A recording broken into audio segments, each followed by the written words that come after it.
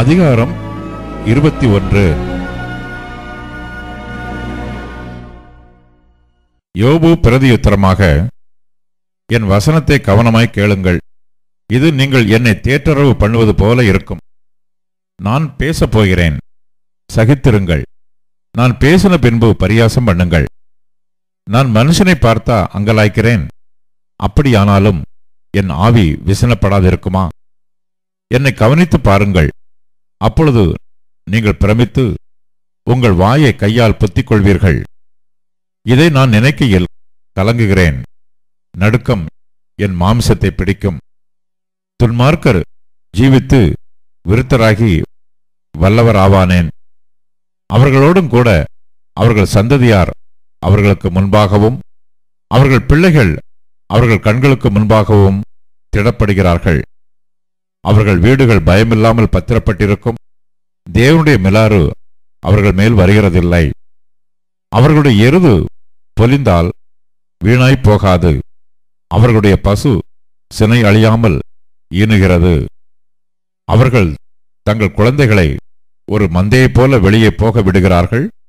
அவர்கள் பிள்ளைகள் குதித்து விளையாடுகிறார்கள். அவர்கள் தம்புரையும் சுரமண்டலத்தையும் எடுத்து பாடி கிண்ணறத்தின் ஓசைக்கு சந்தோஷப்படுகிறார்கள். அவர்கள் செல்வவான்களாய் தங்கள் நாட்களை போக்கி ஒரு க்ஷணப்பொழுதிலே பாதாளத்தில் இறங்குகிறார்கள்.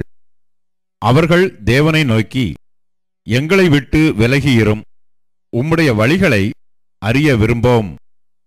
சர்வ வல்லவரை நாம் சேவிக்க அவர் யார்? அவரை நோக்கி ஜெபம் பண்ணுவதனால் நமக்கு பிரயோஜனம் என்ன என்கிறார்கள். ஆனாலும் அவர்கள் வாழ்வு அவர்கள் கையில் இராது. துன்மார்க்கரின் ஆலோசனை எனக்கு தூரமாயிருப்பதாக. எத்தனை சடுதியில் துன்மார்க்கரின் விளக்கு அணைந்து போம். அவர் தமது கோபத்தினால் வேதனைகளை பகிர்ந்து கொடுக்கையில் அவர்கள் ஆபத்து அவர்கள் மேல் வரும். அவர்கள் காற்று முகத்தில் இருக்கிற துரும்பை போலவும் பெருங்காற்று பறக்கடிக்கிற பதரை போலவும் இருக்கிறார்கள். தேவன் அவனுடைய அக்கிரமத்தை அவன் பிள்ளைகளுக்கு வைத்து வைக்கிறார். அவன் உணரத்தக்க விதமாய் அதை அவனுக்கு பலிக்க பண்ணுகிறார். அவனுடைய அழிவை அவனுடைய கண்கள் காணும். சர்வ வல்லவருடைய உக்கிரத்தை குடிப்பான். அவன் மாதங்களின் தொகை குறுக்கப்படும் போது அவனுக்கு பிற்பாடு அவன் வீட்டை பற்றி அவனுக்கு இருக்கும் விருப்பம் என்ன? உயர்ந்தோரை நியாயம் தீர்க்கிற தேவனுக்கு அறிவை உணர்த்த யாரால் ஆகும்? ஒருவன் நிர்வாகத்தோடும் சுகத்தோடும் வாழ்ந்து குறையற்ற பலனுள்ளவனாய் சாகிறான். அவனுடைய பால் பாத்திரங்கள் பாலால் நிரம்பி இருக்கிறது. அவன் எலும்புகளில் ஊன் புஷ்டியாயிருக்கிறது. வேறொருவன் ஒரு நாளாவது சந்தோஷத்தோட சாப்பிடாமல் மனக்கிலேசத்தோட சாகிறான்.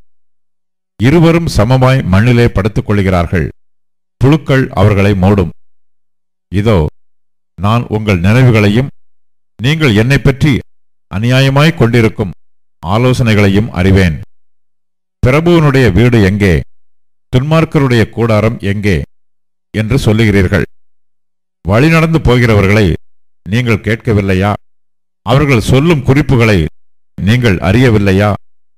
துன்மார்க்கன் ஆபத்து நாளுக்கென்று வைக்கப்படுகிறான். அவன் கோபாக்கினையின் நாளுக்கென்று கொண்டு வரப்படுகிறான். அவன் வழியை அவன் முகத்துக்கு முன்பாக தூண்டி காண்பிக்கிறவன் யார்? அவன் செய்கைக்கு தக்க பலனை அவனுக்கு சரி கட்டுகிறவன் யார்? அவன் கல்லறைக்கு கொண்டு வரப்படுகிறான். அவன் கோரி காக்கப்பட்டிருக்கும். பள்ளத்தாக்கின் புல் பத்தைகள் அவனுக்கு இன்பமாயிருக்கும். அவனுக்கு முன்னாக எண்ணிறந்த ஜனங்கள் போனது போல அவனுக்கு பின்னாக ஒவ்வொருவரும் அவ்விடத்துக்கு செல்லுவார்கள். நீங்கள் வீணான ஆறுதலை எனக்கு சொல்லுகிறது என்ன? உங்கள் மறுமொழிகளில் உண்மைக்கேடு இருக்கிறது என்றான்.